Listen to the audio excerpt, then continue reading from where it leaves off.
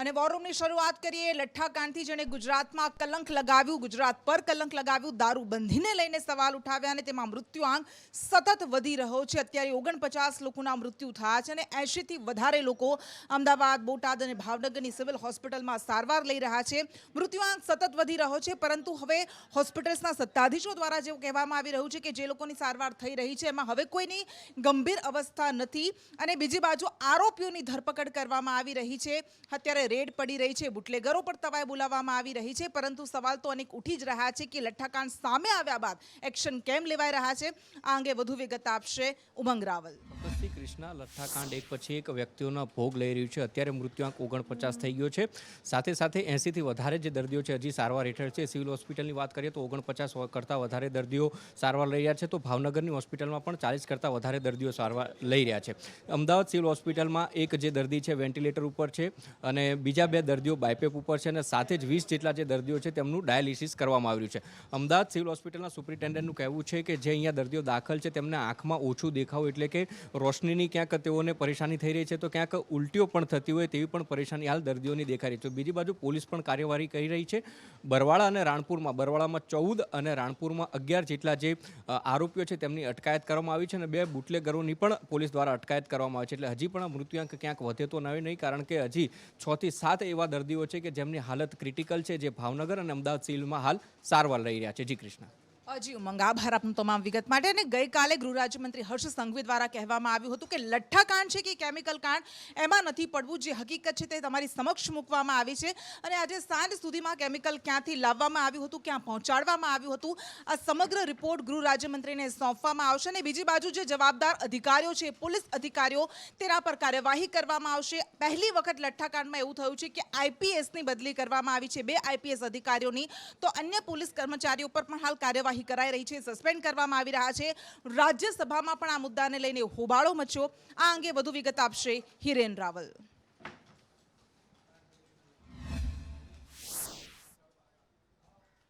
25 તારીખનો જે ઘટનાક્રમ છે, બરવાડા, ધંધુકા અને અમદાવાદ ગ્રામ્ય આ 3 તાલુકાઓની અંદર લગભગ 49 જેટલા લોકોના કેમિકલ પીવાના કારણે મૃત્યુ થયા છે। ગૃહ વિભાગે પણ ક્લિયર કર્યું હતું કે કોઈ પણ હોય, લઠ્ઠો હોય અથવા તો કેમિકલ હોય, જે સ્પષ્ટતા છે, જે સત્ય છે તે લોકોની સામે મૂકવામાં આવશે ને એટલા માટે આઈજીપી સુભાષ ત્રિવેદીની અધ્યક્ષતામાં જે કમિટી બનાવવામાં આવી છે એ કમિટીએ મોટાભાગની કામગીરી પૂર્ણ કરી દીધી છે। આજે મોડી સાંજ સુધીમાં જ આ રિપોર્ટ છે તે ગૃહમંત્રીને સોંપાય તેવી સંપૂર્ણ શક્યતા દેખાઈ રહી છે। રિપોર્ટ સોંપાય તે પહેલા જ ગૃહ વિભાગે એક્શન લઈ અને જે અધિકારીઓ છે, પોલીસ કર્મચારીઓ છે, તેમની સામે પગલાં લઈ લીધા છે। 6 પોલીસ કર્મચારીઓને સસ્પેન્ડ કરવામાં આવ્યા છે, જેની અંદર 2 ડીવાયએસપી, 2 પીઆઈ, પીએસઆઈ અને એએસઆઈનો પણ સમાવેશ થાય છે કે જે તે પોલીસ સ્ટેશનની અંદર પોતાનો વિસ્તાર લાગે છે, પોતાના જ્યુરિસ્ડિક્શનની અંદર આ પ્રકારની કાયદો અને વ્યવસ્થાની સ્થિતિ સંભાળી ન શક્યા, ફરજમાં બેદરકારી હતી એવા પોલીસ અધિકારીઓ, ડીવાયએસપી રેન્કના અધિકારીઓને પણ ફરજ મોકૂફી એટલે કે સસ્પેન્ડ કરવામાં આવ્યા છે। તો બંને જિલ્લાના જિલ્લા પોલીસ વડા એટલે કે આઈપીએસ જે અધિકારીઓ છે, વિરેન્દ્ર યાદવ અમદાવાદ ગ્રામ્યના એસપી છે અને કરણરાજસિંહ વાઘેલા બોટાદ જિલ્લાના એસપી હતા, આ બંને લોકોને બદલી કરી સાઇડ પોસ્ટિંગ મૂકવામાં આવ્યા છે। વિરેન્દ્ર યાદવ અમદાવાદ એસપી હતા, તેમને બદલી અને મેટ્રો સુરક્ષાની અંદર મૂકવામાં આવ્યા છે, તો કરણરાજસિંહ વાઘેલાને જે સરકારી સંપત્તિઓનો સુરક્ષાનો વિભાગ છે તેની અંદર સાઇડ પોસ્ટિંગ આપવામાં આવ્યું છે। ન માત્ર ગુજરાત સુધી, દિલ્હી સુધી પણ આ કેમિકલ કાંડ અને લઠ્ઠાકાંડની અસર જોવા મળી છે। દિલ્હી રાજ્યસભાની અંદર પણ આજે વિવાદ થયો હતો। આમ આદમી પાર્ટીના સાંસદ સંજયસિંહ દ્વારા આ મુદ્દો ઉઠાવવામાં આવ્યો હતો, જો કે સત્તા પક્ષ ભાજપે આ મુદ્દો બેનર સાથે રાજ્યસભામાં ઉઠાવતાની સાથે તેમની સામે વિરોધ કરી તેમને સસ્પેન્ડ કરવા માટેનો પ્રસ્તાવ મૂક્યો હતો અને બહુમતીના આધારે સંજયસિંહને રાજ્યસભામાંથી સસ્પેન્ડ કરવામાં આવ્યા છે। આજે રિપોર્ટ સોંપાયા બાદ વધુ એક્શન છે તે ગૃહ વિભાગ લેશે। અત્યારે શરૂઆતમાં જ્યારે પ્રધાનમંત્રી નરેન્દ્ર મોદી ગુજરાત સવારે પહોંચ્યા ત્યારે જ ગૃહ રાજ્યમંત્રી હર્ષ સંઘવીની સૂચનાથી આ તમામ પોલીસ અધિકારીઓ જે છે, ખાસ 2 આઈપીએસની બદલી અને 6 પોલીસ કર્મચારીઓ છે તેમને સસ્પેન્ડ કરાયા છે। હજુ વધુ પોલીસ કર્મચારીઓના બદલીના આદેશો કરવામાં આવશે। બોટાદ, રાણપુર અને ધંધુકા 3 પોલીસ સ્ટેશનની અંદર જેટલા પણ કર્મચારીઓ છે, મોટા ભાગના આ પોલીસ કર્મચારીઓની બદલી થાય તો નવાય નહીં, કારણ કે રિપોર્ટની અંદર તમામ લોકો જે પણ પોલીસ કર્મચારીઓ છે તેમની શું વાત થઈ અથવા તો આ કાંડ દરમિયાન તેમની શું ભૂમિકા હતી તે પણ રિપોર્ટમાં ચકાસવામાં આવશે। જી આભાર આપનો તમામ વિગત માટે અને હવે વાત બફાટ પર બબાલની જ્યારથી દ્રૌપદી મુર્મુની ઉમેદવાર તરીકે મૂકવામાં આવ્યા હતા, ઉમેદવાર તરીકે પસંદગી કરવામાં આવી હતી, ત્યારથી અલગ અલગ નેતાઓના અલગ અલગ વ્યક્તિઓના વિવાદિત નિવેદન સામે આવ્યા, ક્યારેક જાણતા ક્યારેક અજાણતા. ક્યારેક કોંગ્રેસના પ્રવક્તા અજય ચૌધરીએ બફાટ કર્યો હતો, અભદ્ર નિવેદન આપ્યું હતું, ક્યારેક રામગોપાલ વર્માએ, અને હવે અધીર રંજન ચૌધરી દ્વારા જે નિવેદન આપવામાં આવ્યું છે, ખૂબ જ શરમજનક નિવેદન આપવામાં આવ્યું, પરંતુ તેમના દ્વારા એવું કહેવામાં આવ્યું કે મારી જીભ લપસી ગઈ હતી, મેં માફી માંગી લીધી છે. પરંતુ આ સમગ્ર મુદ્દાને લઈને આજે જે હોબાળો મચ્યો સંસદમાં, સ્મૃતિ ઈરાની અને સોનિયા ગાંધી વચ્ચે નોકઝોક થઈ ગઈ હતી. સોનિયા ગાંધી દેશની માફી માંગે તેવી માંગ કરવામાં આવી હતી ભારતીય જનતા પાર્ટી દ્વારા. આ અંગે વધુ વિગત આપશે અજય યાદવ.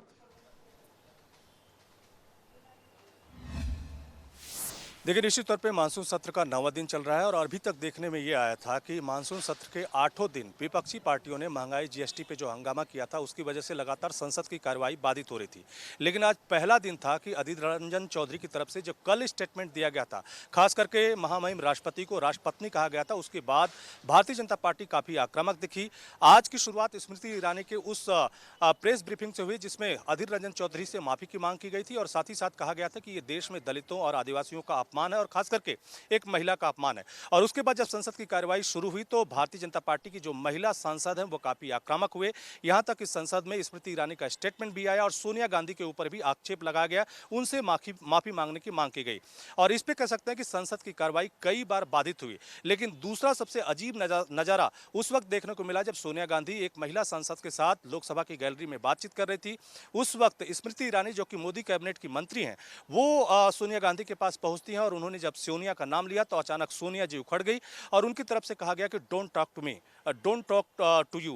और फिर उसके बाद कहीं ना कहीं भारतीय जनता पार्टी की तरफ से आरोप लगाया गया कि कहीं ना कहीं सोनिया गांधी की तरफ से स्मृति ईरानी को धमकाने की कोशिश की गई। हालांकि इसी मामले को लेकर के कांग्रेस के सांसद लोकसभा स्पीकर से मिले और ये कहा कि कहीं ना कहीं दुर्व्यवहार करने की कोशिश सोनिया गांधी के साथ की गई और साथ ही साथ सीसीटीवी जो फुटेज है उसकी कांग्रेस सांसदों की तरफ से मांग की गई है। लेकिन तीसरी तरफ देश में जो भी आदिवासी सांसद हैं उनकी तरफ से अधीर रंजन चौधरी के बयान की निंदा की गई। हालांकि अधीर रंजन चौधरी ने अपने बयान पे माफी मांग ली है, लेकिन उनकी तरफ से कहा गया है कि वो भारतीय जनता पार्टी से माफी नहीं मांगेंगे, लेकिन अगर जरूरत पड़ी तो वो राष्ट्रपति से मिलकर के खुद इस मामले में माफी मांग सकते हैं। लेकिन ऐसे ही भारतीय जनता पार्टी की एक लीडर हैं गीताबेन राठवा जो कि छोटा उदयपुर से आती हैं, उनकी तरफ से आज दुख व्यक्त किया गया और ये कहा गया कि जानबूझकर के कांग्रेस पार्टी की तरफ से ये स्टेटमेंट दिया गया है और एक आदिवासी होने के नाते वो बेहद दुखी है। तो कह सकते हैं काफी हंगामा हुआ अधीर रंजन चौधरी के स्टेटमेंट को लेकर के। જય જય ધન્યવાદ તમામ જાણકારી કે लिए અને હવે એક મંત્રી વિવાદમાં સપડાયા છે મહેમદાબાદના ધારાસભ્ય અને કેબિનેટ મંત્રી અર્જુનસિંહ ચૌહાણ પર એક પૂર્વ સરપંચ દ્વારા ખૂબ જ ગંભીર આરોપ લગાવવામાં આવ્યો છે. તેમના દ્વારા એવું કહેવામાં આવ્યું છે કે 2016 થી 2021 સુધી તેમના પત્ની પર આ કેબિનેટ મંત્રી દ્વારા શારીરિક શોષણ કરવામાં આવ્યું હતું તેમના પત્નીનું અને તેને લઈને કાર્યવાહીની માંગ કરવામાં આવી છે. ખૂબ જ ગંભીર આરોપ આ પૂર્વ સરપંચ દ્વારા લગાવવામાં આવ્યા છે. તેમને એવું કહેવામાં આવ્યું કે સત્તાનો અને હોદ્દાનો દુરુપયોગ કરીને તેમના દ્વારા આ કૃત્ય આચરવામાં આવ્યું હતું અને આ ઉપરાંત તેમની પત્નીને થોડી લાલચ આપીને ફોસલાવીને તાલુકા પંચાયતમાં ઉમેરીને આ સતત શારીરિક શોષણ આટલા વર્ષ સુધી કરવામાં આવ્યું હતું. આ અંગે વધુ વિગત આપશે દિવ્યા ચૌહાણ. કૃષ્ણા, અમદાવાદમાં જે એક પછી એક બાદ જે ભાજપના ધારાસભ્ય ઉપર કંઈક આક્ષેપ છે તે કરવામાં આવી રહ્યા છે, જ્યારે ભાજપના જ ધારાસભ્ય સામે આક્ષેપ અને કેબિનેટ મંત્રી સામે આક્ષેપ છે તે દુષ્કર્મને લઈને કરવામાં આવ્યો છે. સાથે જ જિલ્લા એસપીમાં પણ તેમની સામે ફરિયાદ છે તે કરવામાં આવી છે કે સત્તાનો દુરુપયોગ કરીને આ રીતે દુષ્કર્મ આચર્યું હોવાનો જે ફરિયાદમાં પણ ઉલ્લેખ છે તે કરવામાં આવ્યો છે અને કેબિનેટ મંત્રી સામે પગલાં લેવામાં આવે તેવી રજૂઆત છે તે પણ ફરિયાદમાં ઉલ્લેખ છે તે કરવામાં આવ્યો છે. કૃષ્ણા. જી દિવ્યા, આભાર આપનો તમામ વિગત માટે. અને વિધાનસભાની ચૂંટણી પહેલા રાજનીતિ ગરમાઈ રહી છે. ભાજપ હોય કે કોંગ્રેસ બંને પક્ષો એડી ચોટીનું જોર લગાવી રહ્યા છે, પરંતુ આ બધા વચ્ચે પાટીલ CR પાટીલ ભાજપ પ્રદેશ અધ્યક્ષ કે જેમણે વન ડે વન ડિસ્ટ્રિક્ટ કાર્યક્રમ કર્યો હતો અને તે વખતે કુંવરજી બાવળિયા અને ભરત બોગરાને બંનેને ટકોર કરી હતી. ભરત બોગરાને સંગઠનનું કામ મજબૂત કરવાની વાત કહેવાય અને ટિકિટ ન માંગવામાં આવે તેવી વાત કહેવામાં આવી હતી. આ ઉપરાંત કેટલાક ઉમેદવારોને કેટલાક લોકોને પણ એવું કહેવામાં આવ્યું હતું કે જો ટિકિટ જોઈતી હોય તો ટોળા શાહી લઈને ન આવો, જે વિગત માંગવામાં આવી છે તે માત્ર આપજો. બીજી બાજુ કુંવરજી બાવળિયાને પેજ કમિટીનું કામ મજબૂત કરવાની પૂરું કરવાની ટકોર કરવામાં આવી હતી. આ અંગે વધુ વિગત આપશે મયુર સોની.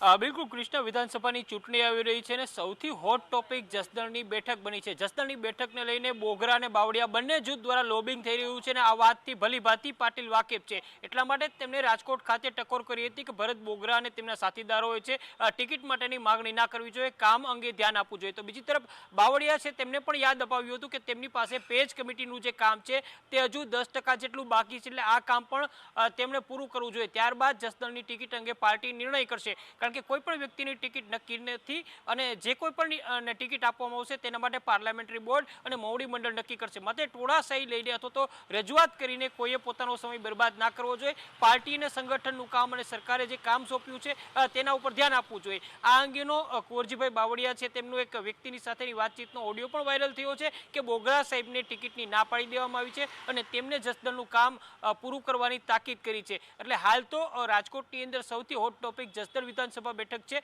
અને બેઠકને લઈને જે પ્રકારે લોબિંગ થઈ રહ્યું છે તેના ઉપર પાર્ટીની નજર છે અને બંને જૂથો છે તેમને ટકોર પણ કરી દેવામાં આવી છે. જી આભાર આપનો તમામ વિગત માટે. અને ચૂંટણી પહેલા દિગ્ગજોની ગુજરાત મુલાકાતો વધી રહી છે.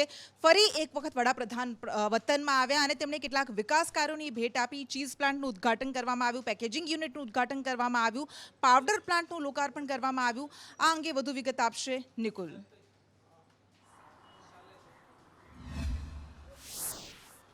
જે બિલકુલથી કૃષ્ણા, જે રીતે વડાપ્રધાન નરેન્દ્ર મોદી આજે સાબરકાંઠાની મુલાકાતે આવ્યા હતા અને ત્યાં તેમને સાબર ડેરી ખાતે વિવિધ પ્લાન્ટોનું લોકાર્પણ કર્યું હતું, જેમાં ચીઝ પ્લાન્ટથી લઈ અને જે પેકેજિંગ પ્લાન્ટ છે તેનું ઉદ્ઘાટન કર્યું, સાથે પાવડર પ્લાન્ટનું પણ જે છે ઉદ્ઘાટન કરવામાં આવ્યું હતું. મહત્વની વાત છે કે વડાપ્રધાન નરેન્દ્ર મોદી આજે જ્યારે સાબર ડેરી પહોંચ્યા ત્યારે તેમને એક મહિલાઓ સાથે પણ સંવાદ કર્યો હતો. પશુપાલન મહિલાઓ સાથે સંવાદ કરતા તેમને જે છે તે તેમને પડતી મુશ્કેલીઓ વિશે પણ ચર્ચા કરી હતી. સાથે જ તેમને એક સભાને પણ સંબોધી હતી, જેમાં તેમને જે છે પોતાના જે જૂના મિત્રો છે તેમને પણ યાદ કર્યા હતા. સાથે જે સાબર ડેરીના સ્થાપક ભુરાભાઈ પટેલ છે તેમને પણ વિશેષ છે યાદ કર્યા હતા. તેમને કહ્યું હતું કે સાબરકાંઠા આવું છું એટલે કે જૂની યાદો આવે છે. અત્યારે સાબર ડેરી જે ચાલી રહી છે તેનાથી અનેક લોકોનો વિકાસ થયો છે. સાથે તેમને એ પણ કહ્યું છે કે જે સાબર ડેરી દ્વારા પશુ ચિકિત્સક દવાખાનું જે ચલાવવામાં આવે છે તેમાં જે આયુર્વેદિક પદ્ધતિ અપનાવવામાં આવી છે તે સૌથી શ્રેષ્ઠ છે અને આ પદ્ધતિના કારણે અનેક ગણો ફાયદો થયો છે. હજુ પણ આગામી દિવસોની અંદર સાબરકાંઠા અને અરવલ્લીને વધુ ફાયદો થાય તે પ્રમાણે સાબર ડેરી કામ કરશે. જી નિકુલ, આભાર આપનો. અને જે કુદરત સમગ્ર જીવ સૃષ્ટિને પોષે છે, તેનો સંચાર કરે છે, એ જ કુદરત જ્યારે રૂઠે ત્યારે કેવા દ્રશ્યો સામે આવે છે. અનેક રાજ્યોમાં જે સ્થિતિ ઊભી થઈ છે આ દ્રશ્યોને તાદ્રશ કરે છે, કારણ કે ઘણા બધા રાજ્યો એવા છે કે જ્યાં વરસાદ વિનાશ વેરી રહ્યો છે. ઘણા રાજ્યો એવા પણ છે કે જ્યાં વરસાદની વાટ જોવાઈ રહી છે, પરંતુ કેટલાક રાજ્યોમાં જળબંબાકાર છે, જળ સામ્રાજ્ય છે અને અનેક લોકોએ પોતાના જીવન ગુમાવી દીધા છે. આ અંગે વધુ વિગત આપશે ધવલ માખડિયા. કૃષ્ણા, જણાવી દઉં કે જમ્મુ કાશ્મીર હોય કે પછી હૈદરાબાદ હોય, દક્ષિણનું તમામ જગ્યાએ ભારે વરસાદ અને મેઘ તાંડવે તારાજીના દ્રશ્યો સર્જી દીધા છે. ખાસ કરીને જો જમ્મુ કાશ્મીરના રાજૌરીમાં વાત કરવામાં આવે તો ભારે વરસાદના કારણે નદીઓમાં ઘોડાપૂર આવ્યા છે, પુલ તૂટી ગયા છે, સેનાની મદદ લેવી પડે તેવી સ્થિતિનું સર્માણ થયું છે. જ્યારે રાજસ્થાનની વાત કરવામાં આવે તો જોધપુર પર જળબંબાકાર છે. ગઈકાલની જ વાત કરવામાં આવે તો જોધપુર નદીઓ, રસ્તાઓ પર નદીઓ વહીતી આજે 80 વર્ષનો રેકોર્ડ તૂટી ગયો છે અને માત્ર ને માત્ર પાણી અને પાણી જ દેખાઈ રહ્યું છે. એની સાથે સાથે જો હિમાચલ પ્રદેશની વાત કરવામાં આવે તો હિમાચલ પ્રદેશમાં પણ ઓરેન્જ એલર્ટ છે. હજુ 3 દિવસ ભારે વરસાદની આગાહી છે, લેન્ડસ્લાઇડિંગની ઘટનાઓ બની રહી છે. અને જ્યારે હૈદરાબાદની વાત કરવામાં આવે તો સમગ્ર શહેર જળમગ્ન સ્થિતિમાં સર્જાઈ ગયું છે. કોઝવેથી પાણીથી ભરાઈ ગયા છે, નદીઓમાં ઘોડાપૂર છે. આમ સમગ્ર દેશની અંદર હજુ વધારેમાં વધારે વરસાદ થવાની હવામાન વિભાગે પણ આગાહી કરી છે. જી ધવલ, આભાર આપનો. આ થઈ દેશની વાત. હવે ગુજરાતની વાત કરીએ તો ગુજરાતમાં આગામી 24 કલાક માટે સામાન્ય વરસાદની આગાહી કરવામાં આવી છે. જોકે સૌરાષ્ટ્રમાં હવે જે સૌરાષ્ટ્રને મેઘરાજાએ બરાબરના ઘમરોળ્યા હતા, હવે સૌરાષ્ટ્રમાં વરસાદની શક્યતા લગભગ નહિવત છે, પરંતુ 2 ઓગસ્ટ બાદ ફરી વરસાદનું જોર વધશે તેવી હવામાન વિભાગ દ્વારા આગાહી છે. આ અંગે વધુ વિગત આપશે પ્રતિપાલ. જી ચોક્કસથી જે રીતે કૃષ્ણા આપણે જણાવ્યું કે અત્યાર સુધીમાં જો સિઝનના વરસાદની વાત કરવામાં આવે તો 70%ની આસપાસ વરસાદ નોંધાઈ ચૂક્યો છે. અને જે રીતે મેઘરાજાએ સમગ્ર ગુજરાતમાં અને ખાસ કરીને દક્ષિણ ગુજરાતથી જે ધમાકેદાર એન્ટ્રી તેમજ બેટિંગની શરૂઆત કરી હતી, દક્ષિણ ગુજરાતને ગમરોડ્યું, ત્યારબાદ સૌરાષ્ટ્રમાં પણ ખૂબ જ મેઘરાજાએ બેટિંગ કરી, ત્યારબાદ તેઓ ઉત્તર ગુજરાતમાં પણ ગયા, કચ્છમાં પણ જે રીતે ખૂબ જ ધમાકેદાર બેટિંગ કરી હતી. અને અત્યારે જે વાત કરવામાં આવે તો વરસાદનું જોર 70% બાદ હવે ક્યાંક ઘટ્યું છે અને અત્યારે હાલમાં હવામાન વિભાગ દ્વારા પણ આગાહી વ્યક્ત કરવામાં આવી છે કે સમગ્ર રાજ્યમાં હવે જે વરસાદનું જોર છે તે ઘટશે, એટલે કે સામાન્ય વરસાદ રહેવાનો છે. ખાસ કરીને જે રીતે સૌરાષ્ટ્રની આપણે વાત કરીએ કે સૌરાષ્ટ્રમાં નહિવત વરસાદની શક્યતા છે. અમદાવાદની વાત કરવામાં આવે તો અમદાવાદમાં પણ આગામી 2 દિવસ સામાન્ય વરસાદની આગાહી વ્યક્ત કરવામાં આવી છે. ત્યારબાદ તાપમાનની જો વાત કરવામાં આવે તો ચોક્કસ જે રીતે વરસાદનું જોર ઘટશે તો તાપમાનમાં પણ 2 ડિગ્રીનો વધારો નોંધાઈ શકે છે, એટલે કે 34 ડિગ્રી સુધી તાપમાન નોંધાઈ શકે છે. અને રાજ્યમાં જે રીતે આપણે જણાવ્યું કે જુલાઈ હવે એન્ડિંગ ચાલુ થઈ ગયો છે, જુલાઈ એન્ડ ચાલુ થઈ ગયો છે, એટલે ઓગસ્ટમાં એટલે 2 ઓગસ્ટ બાદ ફરીથી જે વરસાદનું જોર છે તે વધવાનું છે. કૃષ્ણ. જી પ્રતિપાલ, અને આ વખતે આપણે જોયું કે વરસાદમાં અમદાવાદ જાણે કે ગાબડાવાદ બની ગયું હતું, ખાડાવાદ બની ગયું હતું અને લોકોના રોષનો ભોગ બનવું પડ્યું સત્તાધીશોએ. અને આ બધા વચ્ચે હવે એએમસી સ્ટેન્ડિંગ કમિટી દ્વારા એક મહત્વપૂર્ણ નિર્ણય લેવામાં આવ્યો છે કે આ વર્ષે અને અત્યારે જે બ્રિજ બની રહ્યા છે, જે પણ રસ્તાનું નિર્માણ કાર્ય થઈ રહ્યું છે, ત્યાં કોન્ટ્રાક્ટરની તકતી લગાવવામાં આવશે. આ અંગે વધુ વિગત આપશે કિન્નરી. બિલકુલ કૃષ્ણા, જે પ્રમાણે એએમસી દ્વારા સ્ટેન્ડિંગ કમિટીની જે બેઠક યોજાઈ હતી તેની અંદર એક નિર્ણય લેવામાં આવ્યો છે, એક મહત્વપૂર્ણ નિર્ણય લેવામાં આવ્યો છે. શહેરીજનોને જે રોડ રસ્તાની જે બિસ્માર હાલત છે તેની જાણકારી, રોડ રસ્તા કોણે બનાવ્યા છે, કયા કોન્ટ્રાક્ટરે આ રોડ રસ્તા બનાવ્યા છે તેની જાણકારી મળે તે હેતુથી કોન્ટ્રાક્ટરનું નામ છે, તેનું જે નંબર છે, રોડનો ખર્ચ કેટલો થયો છે રોડ બનાવવા પાછળ, તે તમામ વિગતો જે છે તેની તકતી એ રોડ પાસે મૂકવામાં આવશે. રોડ ક્યારે બન્યો તેની પણ વિગતો લખવામાં આવશે. રોડ તૂટી જવાને કારણે થઈને શહેરીજનોને જે હાલાકી થતી હતી, શહેરીજનો જે મુશ્કેલી અનુભવી રહ્યા હતા, તેને લઈને હવે કયા કોન્ટ્રાક્ટરે આ રોડ બનાવ્યો છે તેની જાણકારી હવે શહેરીજનો પાસે પણ રહેશે. કૃષ્ણ. જી કિન્નરી, આભાર આપનો. અને સુરત જાણે કે અપરાધનું એપિસેન્ટર બનતું હોય તેવી ઘટનાઓ વારંવાર સામે આવી રહી છે અને આ બધા વચ્ચે માફિયાઓ બેફામ બન્યા છે. ત્યારે અંડરવર્લ્ડ કનેક્શન સુરતનું સામે આવ્યું છે. છોટા શકીલના નામે ખંડણી ઉઘરાવવામાં આવી હતી અને તેને લઈને ક્રાઇમ બ્રાન્ચ, મુંબઈ ક્રાઇમની ટીમ અત્યારે સુરતમાં પહોંચી છે. આ અંગે વધુ વિગત આપશે મનીષ પરમાર.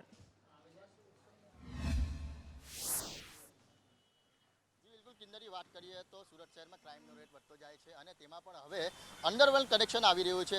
સુરતમાં જે કાપડના વેપારી છે તેને ધમકી આપવામાં આવી હતી. રાંદેર ગોરાટ રોડ પર રહેતા જે વેપારી છે તેને 13 કરોડની કાપડની લેટી દેતી હતી. આ જે વેપારીએ છે તેને ઉઘરાણી કરી હતી અને તેના ઉઘરાણીના લઈને જ આ જે અન્ય વેપારી છે તેને ધમકી આપી હતી કે જે અત્યારે તારા 13 કરોડ રૂપિયા છે वो तो नहीं मिलेंगे, लेकिन तुझे 50 लाख रुपये छोटा शकील के नाम पे देने पड़ेंगे. કહેવાય કે આ જે કાપડનો વેપારી છે તેને ધમકી આપી હતી. સમગ્ર મામલે સુરત શહેર ક્રાઇમ બ્રાન્ચમાં તેને અરજી પણ કરી હતી, પણ આ ક્રાઇમ બ્રાન્ચે તેની અરજીનું ધ્યાને નહીં લીધું હતું. આખરે મુંબઈ પોલીસ જાગી હતી અને મુંબઈ પોલીસને તેને પુરાવા આપ્યા હતા. આજરોજ જે મુંબઈ પોલીસે સુરતમાં ધામા નાખ્યા હતા અને ત્યારબાદ તમામ પુરાવા એકઠા કર્યા હતા અને આ જે 3 જણ છે તેની ધરપકડ કરી છે અને તેને મુંબઈ લઈ જવામાં આવ્યા છે. સમગ્ર મામલે જો વાત કરીએ તો સુરત શહેરમાં જે રીતના આ જે મુંબઈ ક્રાઇમે ધામા નાખ્યા છે અને આ જે 3 જણને ઉચકા છે, હાલ તો તેની તપાસ કરી રહી છે કે છોટા શકીલના નામ પર અન્ય કેટલા લોકોને તેમણે ધમકી આપી છે અને કેટલા લોકો પાસે રૂપિયા પડાવ્યા છે. જી કિન્નરી.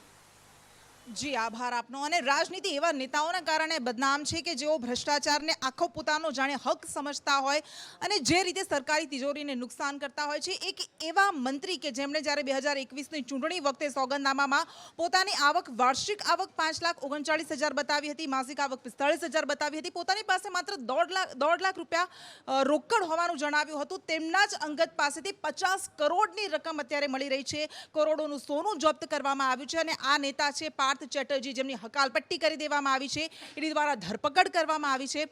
આ અંગે વધુ વિગત આપશે કશિશ. જી કૃષ્ણ, જણાવી દઈએ કે મમતા બેનર્જી દ્વારા મહત્વનો નિર્ણય લેવામાં આવ્યો છે. પાર્થ ચેટર્જી કે એક વરિષ્ઠ મંત્રી તરીકે જેઓ જાણીતા હતા તેમની હકાલપટ્ટી મંત્રી પદ પરથી કરવામાં આવી છે. મહત્વની વાત છે કે તેમના જે સહયોગી છે અર્પિતા મુખર્જી, કે જેમના ઘરેથી દરોડા પાડવામાં આવ્યા હતા, બુધવારે પણ દરોડા પાડવામાં આવ્યા અને એમાં 27.9 કરોડની રોકડ રકમ મળી આવી હતી. ત્યારબાદ એને સાથે 5 કિલો સોનું પણ મળી આવ્યું હતું અને એટલા બધા રોકડ હતા કે આ સાથે જ જે કેશ કાઉન્ટિંગ મશીન રાખવા પડ્યા હતા, 4 જેટલા કેશ કાઉન્ટિંગ મશીનને રાખવાની ફરજ પડી હતી. ત્યારે અગાઉ પણ જે દરોડા પાડવામાં આવ્યા હતા એમાં 22 કરોડ જેટલા રોકડ મળી આવ્યા હતા. ઈડી દ્વારા સખ્તમાં સખ્ત કાર્યવાહી કરવામાં આવી રહી છે અને અર્પિતાને જ્યારે પૂછવામાં આવ્યું ત્યારે કહેવામાં આવ્યું કે આ તમામ રોકડ પાર્થ ચેટર્જીના છે. તેમને ખબર પણ ન હતી કે આટલી મોટી રકમ તેમના ઘરમાં તેમના દ્વારા રાખવામાં આવી છે. જી. જી કશિશ, આભાર. અને હવે એક એવો વાયરસ કે જે પશુઓને લપેટમાં લઈ રહ્યો છે, અનેક પશુઓનો અત્યાર સુધીમાં મૃત્યુ થયા છે. સૌરાષ્ટ્રમાં લંપી વાયરસનો કહેર જોવા મળી રહ્યો છે. રીતસરનો 988 પશુઓમાં આ લંપી વાયરસની અસર જોવા મળી છે. રાજકોટ હોય, જૂનાગઢ હોય, જામનગર હોય, દેવભૂમિ દ્વારકા હોય, આ તમામ જિલ્લાઓ એવા છે કે જ્યાં લંપી વાયરસના કેસ સતત સામે આવી રહ્યા છે. આ અંગે વધુ વિગત આપશે પ્રતિ. બિલકુલ કૃષ્ણ, લંપી વાયરસના કારણે ઘણા બધા પશુઓના મોત થઈ રહ્યા છે ને એના કારણે પશુઓ જે છે એમના દૂધ ઉપર પણ સીધી અસર થઈ રહી છે. એટલે કે દૂધ મંડળીઓમાં ક્યાંક દૂધ ઓછું જઈ રહ્યું છે. જો આખા સૌરાષ્ટ્રમાં અલગ અલગ વાત કરીએ તો રાજકોટમાં જે છે અત્યાર સુધી જે છે એ 252 કેસ લંપી વાયરસના નોંધાયા છે. જૂનાગઢમાં 140 કેસ છે, જામનગરમાં 2000 કરતાં વધારે કેસ છે, દ્વારકામાં પણ 2000થી વધારે કેસ છે, તો મોરબીમાં પણ હવે 800થી વધુ કેસ થઈ ચૂક્યા છે, પોરબંદરમાં પણ 400થી વધુ કેસ થઈ ચૂક્યા છે. અને અત્યારે આરોગ્ય વિભાગની જે ટીમ જે છે તેમને વેક્સિનેશનની કામગીરી કરવામાં આવી રહી છે.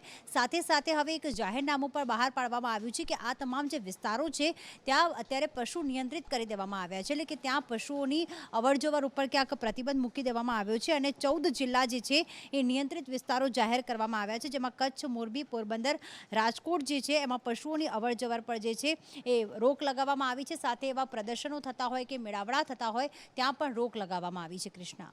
જી પ્રતિ, આભાર આપનો. અને મધ્ય પૂર્વના દેશો, પશ્ચિમી એશિયાના દેશો અને ગૃહયુદ્ધની સ્થિતિ, આ બંને જાણે એકબીજાના પર્યાય બની ગયા છે.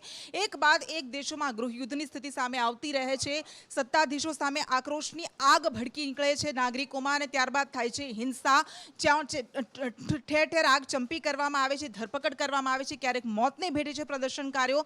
અને શ્રીલંકા જેવી જ હાલની આ સ્થિતિ છે ઈરાકમાં શું મામલો છે, શું વિવાદ છે, આ અંગે વધુ વિગત આપશે ભાવિની. કૃષ્ણા, સમગ્ર ઘટનાની વાત કરીએ તો ભૂતપૂર્વ મંત્રી અને સાથે જે પ્રાંતીય ગવર્નર ભૂતપૂર્વ જે રહી ચૂક્યા છે ઈરાકમાં, જે મોહમ્મદ શિયા અલ સુદાનીની જે ઉમેદવારી છે, પ્રધાનમંત્રી પદ માટે જે ઉમેદવારી નોંધાવી છે તેને લઈને આખો વિવાદ શરૂ થયો છે.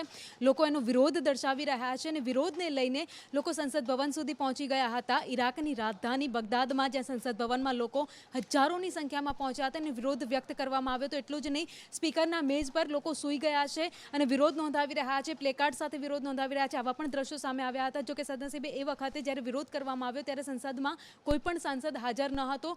તેના કારણે અત્યારે જે લોકો પણ, સુરક્ષા પણ હતી, ત્યારે સુરક્ષા કર્મચારીઓ લોકોને બહાર કાઢવાનો પ્રયાસ કર્યો હતો. ત્યારબાદ વોર્નિંગ પણ ત્યાં આપવામાં આવી હતી. ગ્રીન ઝોનમાં પણ લોકો આવી ગયા હતા. ત્યારબાદ વોર્નિંગ આપવામાં આવી છે. કાર્યકારી પ્રધાનમંત્રી છે તેમના દ્વારા કહેવામાં આવ્યું છે કે તાત્કાલિક અહીંયાથી લોકો બહાર નીકળી જાય, નહીં તો તેમના ઉપર કડકમાં કડક કાર્યવાહી કરવામાં આવશે. જો કે હવે પ્રદર્શનકારીઓને સંસદમાંથી બહાર કરવામાં આવે છે. વોરમાં આગળ વધીએ તો આજથી કોમનવેલ્થ ગેમ્સનો પ્રારંભ થઈ રહ્યો છે, જેમાં 72 દેશના 5000થી વધુ ખેલાડીઓ ભાગ લેવાના છે. અનેક અત્યારે રમતવીરો કે જેઓ ગોલ્ડ મેડલની આશ સેવીને બેઠા છે, તેમનું ભાવિ નક્કી થશે. આ અંગે વધુ વિગત આપશે જિજ્ઞાસા. બિલકુલ કૃષ્ણ, આજથી કોમનવેલ્થ ગેમ્સનો પ્રારંભ થઈ રહ્યો છે. બર્મિંગહામમાં આ કોમનવેલ્થ ગેમ્સનું આયોજન કરવામાં આવ્યું છે. આજથી શરૂ થનાર કોમનવેલ્થ ગેમ્સ છે 8 ઓગસ્ટ સુધી ચાલશે. 8 ઓગસ્ટે તેનો સમાપન સમારંભ યોજાશે. ભારતીય સમય પ્રમાણે આજે રાત્રે 11:30 વાગે ઉદ્ઘાટન સમારોહ યોજાવાનો છે અને ખાસ કરીને વિશ્વના 72 દેશોના 5000થી વધુ ખેલાડીઓ છે આ કોમનવેલ્થ ગેમ્સમાં ભાગ લેવાના છે અને છેલ્લે 20 રમતોમાં 280 ગોલ્ડ મેડલ વિજેતા નક્કી કરવામાં આવશે. કૃષ્ણા. જી જિજ્ઞાસા, આભાર આપનો તમામ વિગત માટે. અને આ સાથે જ વોરરૂમમાંથી વિદાય લેવાનો સમય નક્કી થઈ ગયો છે, પરંતુ તમામ મહત્વપૂર્ણ સમાચાર માટે સતત જોતા રહો સંદેશ ન્યૂઝ. રજા આપશો. નમસ્કાર.